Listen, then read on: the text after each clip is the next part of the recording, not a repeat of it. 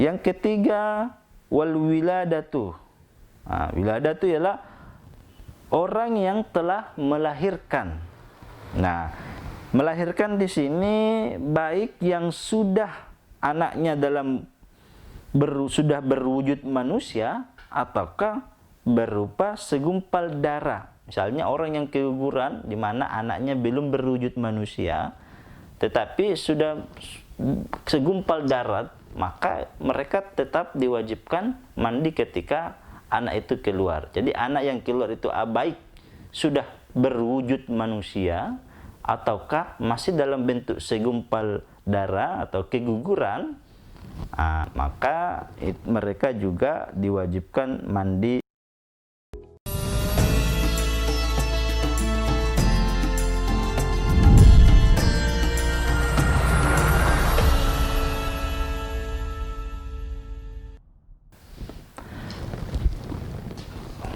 Selanjutnya kita akan membahas mengenai fardu mandi atau perkara yang wajib dilakukan ketika kita mandi. Maksudnya mandi junub. Faslun wa faraidul ghusli salasatu asya'a. Fardu mandi atau sesuatu yang wajib dilakukan ketika mandi, di mana mandi itu mandi wajib, ada 3 perkara sesuatu. Ahaduha, salah satu di antaranya an-niyatu, yaitu niat. Fayanwil junubu raf'al janabati. Maka orang yang berjunub berniat untuk menghilangkan janabah awil hadasi, ataukah menghilangkan hadas yang besar, wa nahwi dzalika, dan beberapa contoh yang lainnya. Jadi niatnya adalah niat mandi untuk menghilangkan hadas besar, ataukah niatnya adalah berniat mandi junub untuk menghilangkan janabah. Itu ya, jadi masyhur kita sering dengar ya, jadi niatnya nawaitul ghusla li raf'il hadasil akbari, li raf'il hadasil akbari.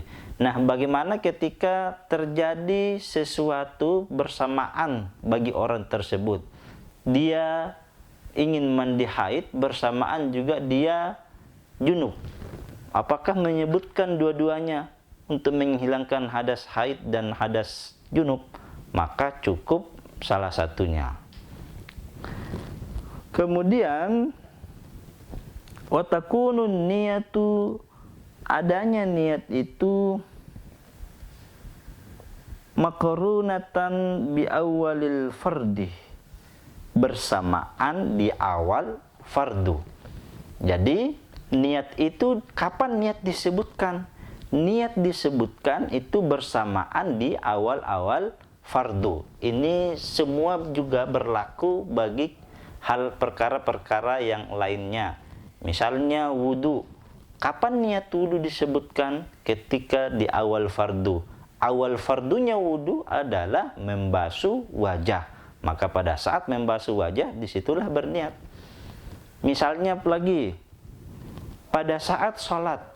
Kapan niat diucapkan ketika sholat? Niat yang wajib ya, yang diucapkan ketika sholat, yaitu di awal fardu sholat. Awal fardu sholat apa? Awal fardu sholat ialah ketika takbiratul ihram. Pada saat takbiratul ihram, disitulah kita berniat. Bersamaan niat. Begitupun perkara-perkara. Jadi selamanya niat itu selalu bersamaan di awal fardu. Nah, wahua, adapun awal fardunya mandi ialah apa yang dibasuh dari atas badan atau dari bawah badan. Jadi niat itu bagi orang yang mandi diucapkan ketika air sudah pertama kali mengenai bagian atas. Misalnya ketika membasuh mulai bagian rambut, ketika mengenai rambut, disitulah pertama kali niat diucapkan. Jadi jangan menyebutkan niat sebelum air itu mengenai rambut kita. Itu. Adapun kebiasaan kita berniat itu tetap dianjurkan, tetapi itu tidak dimasukkan kategori niat yang wajib. Falau nawa ba'da ghasli juz'in wajib i'adatuhu. Ketika seseorang berniat setelah membasuh bagian anggota tubuhnya, wajib, maka dia wajib mengulanginya. Misalnya ketika dia mulai menyiram bagian kepalanya, kemudian air itu mengalir nanti di bagian perut, lalu kemudian berniat, maka bagian di atasnya perut itu wajib dikenai ulang, tidak dianggap basuh. Meskipun sudah basah, tetapi di situ Anda belum menyebutkan niat. Nanti Anda menyebutkan niat ketika air mengenai bagian perut, maka disitulah yang dihukumi basah. Nah, kalau terjadi demikian, maka harus diulang membasuh bagian atasnya. Kemudian yang kedua yang wajib dilakukan bagi orang yang mandi, izalatun najasati in kanat ala badanihi. Menghilangkan terlebih dahulu najis ketika terdapat pada tubuhnya orang yang mandi. Wa hadza ma rajjahahu Rafi'i. Inilah perkataan yang diperkuat oleh Imam Rafi'. Fala yakfi ghaslatun wahidatun. Maka tidak diperbolehkan satu kali basuhan anil hadasi bagi orang yang berhadas, wan najasati, dan yang terkena najis. Jadi oleh karena itu harus dua kali dilakukan. Pertama, membasuh untuk menghilangkan hadas. Kemudian dari yang kedua adalah membasuh dengan berniat menghilangkan najis. Jadi harus dua kali basuhan, karena terlebih dahulu kita menghilangkan najis. Ini menurut pendapat Imam Rafi'i. Sementara Imam Nawawi membolehkan bighaslatin wahidatin, membolehkan cukup satu kali basuhan. Jadi Imam Nawawi mengatakan cukup satu kali basuhan ketika terdapat najis. Wa mahalluhu, hal itu bisa dilakukan ketika najis itu najis hukmiyah. Artinya najis itu tidak dapat dilihat oleh kasat mata, sehingga ketika najis itu masuk dalam kategori najis ainiyah bisa dilihat, maka wajib dua kali membasuh. Jadi Imam Nawawi membolehkan cukup satu kali basuhan ketika najis yang mengenai badan kita itu masuk dalam kategori najis yang tidak bisa dilihat oleh mata. Sementara ketika najis itu masuk dalam kategori najis yang dilihat oleh mata, maka harus dua kali dibasuh. Hilangkan dulu najisnya, disiram, lalu kemudian baru berniat mandi junub. Kemudian yang ketiga yang wajib dilakukan oleh ketika hadas, mandi besar, isalul ma'i ila jami'i sya'ri wal basyarati, sampainya air kepada seluruh rambut dan kulit. Wa fi ba'din nusakhi, dalam sebagian kitab redaksi kitab yang lain menggunakan redaksi jami'i, ya, mengganti usul. Wala farqa, dan tidak ada perbedaan baina sya'rir ra'si wa ghairihi, antara rambut kepala dengan yang selainnya. Artinya wajib dibasuh. Baik itu selain yang ada di kepala maupun yang ada di kepala, sesuatu yang tumbuh, rambut yang tumbuh apakah di kepala ataukah selain di kepala, maka itu juga masuk dalam kategori wajib dibasuh.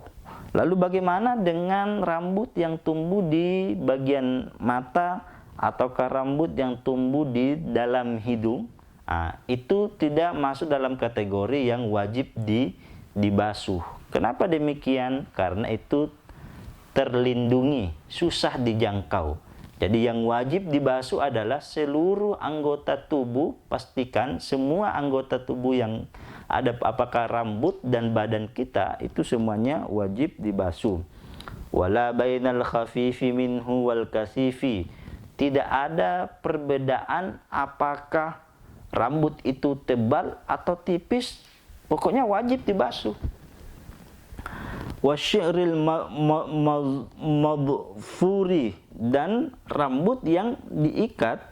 Wasyi'rul madfuru, adapun rambut yang diikat, illam yasil ila batnihi, jik ila batinihi illa bin naqdi wajaba naqduhu. Adapun rambut yang diikat di mana tidak sampai air kepada bagian yang di dalamnya rambut itu, maka kecuali dengan cara mengurainya, maka wajib mengurai rambut itu. Ini terutama bagi orang yang panjang rambutnya. Jadi kalau dengan Anda mengikat rambut, perbuatan mengikat rambut menyebabkan tidak sampainya air ke dalam bagian-bagian rambut Anda, maka rambut itu wajib diurai untuk memastikan air mengenai seluruh rambut kita, khususnya yang gondrong, apalagi yang agak keriting rambutnya. Ini pastikan semua air itu sampai kepada hal-hal bagian di dalamnya rambut-rambut kita. Kalau yang pendek rambutnya atau yang botak, yang tidak ada masalah, pasti agak mudah air menjangkau ke bagian kepalanya. Tuh. Wal muradu bil basyarati zahirul jildi. Yang dimaksud dengan kulit adalah kulit luar. Bagian kulit yang di luar, wayajibu, maka wajib dibasuh seluruh kulit bagian di luar min simakhai uzunaihi, termasuk lipatan kedua telinga kita. Meskipun agak di dalam bagian telinga kita ini, tetapi kulitnya nampak, maka itu wajib dibasuh. Itu ya. Apakah bagian di luarnya maupun bagian di dalam telinganya, itu wajib mengenai air semuanya. Ataukah bagian hidung dan lipatan badan itu wajib semua sampai air. Wa yajibu isalul ma'i ila ma tahtal kulfati. Wajib juga sampai air, mengalirnya air kepada bagian di bawahnya kuluf. Kuluf ini yang ada di bagian kemaluan, yang biasa yang bagian di dalamnya kemaluan ya. Kemudian wajib juga ma yabdu min farjil mar'ati inda qu'udiha. Wajib juga dibasuh apa yang nampak dari kemaluan perempuan ketika dia duduk jongkok pada saat buang air besar. Itu kan biasa terbuka ketika kita duduk. Kalau berdiri agak tersembunyi. Namun ketika kita duduk itu terbuka. Nah, semua yang nampak pada saat kita duduk itu di bagian kemaluan perempuan itu wajib juga dibasuh. Jadi sekali lagi ini penting diperhatikan bagi adik-adik mahasiswa. Pastikan semua kulit luar yang ada pada anggota tubuh kita dan rambut kita yang tumbuh kulit itu mengenai air, sampai air kepada seluruhnya, sehingga kita melakukan mandi sesuai dengan aturan-aturan syariat Islam. Termasuk juga yang wajib sampai air kepadanya ialah al-masrabatuh, yaitu anus bagian dalam yang nampak saat jongkok. Kenapa demikian? Karena itu akan muncul ketika seseorang buang hajat. Jadi pada intinya pastikan seluruh kulit anggota tubuh kita itu mengenai air. Bukan hanya kulit, termasuk juga rambut. Apakah itu yang tumbuh di kepala ataukah yang tumbuh di selain daripada kepala. Nah, bagi yang panjang rambutnya ini juga perlu, utamanya perempuan, ketika apakah mandi junub atau disebabkan karena mimpi atau karena haid, itu pastikan seluruh rambut Anda itu sampai air kepadanya. Itu ya. Nah, setidaknya Anda yakin bahwa seluruh anggota tubuh Anda itu sudah mengenai air, sampai air kepada seluruh anggota tubuh, termasuk hal-hal yang tersembunyi, bagian di kemaluan, bagian di anus itu yang biasanya tersembunyi pada saat berdiri namun nampak pada saat jongkok. Nah, ini juga penting diperhatikan. Jadi kalau ingin amannya ya mandinya selain berdiri juga gosok badannya pada saat ketika Anda duduk. Di situ akan biasa muncul yang tersembunyi. Disitulah pentingnya kita membasuh semua hal-hal tersebut.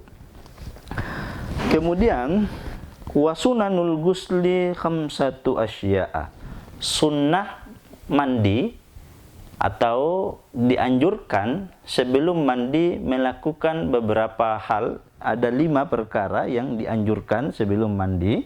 Pertama, at-tasmiyatu, mengucapkan basmalah, itu ya. Jadi apapun yang kita lakukan selalu kita dianjurkan untuk membaca basmalah. Sekurang-kurangnya bismillah, sesempurnanya bismillahirrahmanirrahim. Yang kedua yang dianjurkan juga sebelum mandi, wudu. Dianjurkan berwudu secara sempurna qablahu, sebelum mandi. Jadi niat berwudu dilakukan sebelum mandi besar. Ini dianjurkan ya. Wa yanwi bihil mughtasilu sunnatal ghusli. Maka berniatlah orang yang mandi tadi ini itu niat wudunya sunnatal ghusli. In tajarradat janabatahu anil hadasil asghari, ketika bersamaan junubnya dengan hadas kecil. Wa illa, apabila tidak bersamaan, nawa bihil asghara, maka dia berniat wudu menghilangkan hadas besar ketika tidak bersamaan. Termasuk juga hal-hal yang dianjurkan ketika sementara mandi, disunnahkan ya, hal-hal yang dianjurkan. Imrarul yadi ala ma wasalat ilaihi minal jasali, meraba tangan kepada anggota tubuh yang sekiranya sampai mampu kita untuk menggapainya, itu ya. Jadi tangan kita menggosokkan semua badan kita kepada bagian anggota tubuh sekiranya kita mampu menggosoknya. Kecuali bagian belakang yang mungkin terbatas kita untuk menggosok ya, itu tidak dianjurkan. Wa yu'abbaru an hadzal imrari. Nah, diibaratkan perbuatan imrar ini bidalki, ya menggosok. Jadi meraba bisa juga dikategorikan termasuk juga menggosok. Itu ya. Jadi menggosok-gosok tubuh pada saat air itu sampai di kulit badan kita, itu dianjurkan untuk menggosok. Bagian mana saja yang dianjurkan untuk menggosok? Ialah bagian yang sekiranya apa yang mampu digapai oleh tangan kita. Kemudian yang dianjurkan juga adalah wal muwalatu, bersamaan. Ini pengertian mualat. Wasabaqa maknaha fil wudu'i. Terlebih dahulu sudah dijelaskan di dalam wudu mengenai mualat, artinya bersambung ya antara perbuatan satu dengan perbuatan selanjutnya. Kemudian dianjurkan taqdimul yumna min syaqaihi 'alal yusra. Mendahulukan bagian anggota tubuh yang sebelah kanan, kemudian bagian anggota tubuh yang sebelah kiri. Jadi yang pertama dianjurkan disiram itu adalah bagian kanan kita dulu terlebih dahulu, setelah itu semua, lalu kemudian bagian anggota tubuh yang bagian sebelah kiri. Itu termasuk, dan masih banyak pula sunnah-sunnah wudu yang disebutkan di dalam kitab-kitab yang lebih tinggi. Jadi karena kitab ini adalah Fathul Qarib, maka yang disinggung hanya beberapa sunnah-sunnah wudu. Dalam kitab-kitab yang lebih tinggi lagi ada masih banyak beberapa hal, perkara-perkara yang dianjurkan ketika kita mandi junub. Nah, untuk sementara cukup sampai di sini. Semoga apa yang kita bahas pada kesempatan kali ini senantiasa diberkahi sehingga bermanfaat bagi kehidupan keseharian kita. Karena sekali lagi perkara tahara ini penting bagi adik-adik pahami bersama, karena ini sepele tetapi jarang diperhatikan ketika terjadi pada diri kita. Sekian dari kami. Wallahul muwaffiq ila aqwamit thoriq. Wassalamualaikum warahmatullahi wabarakatuh.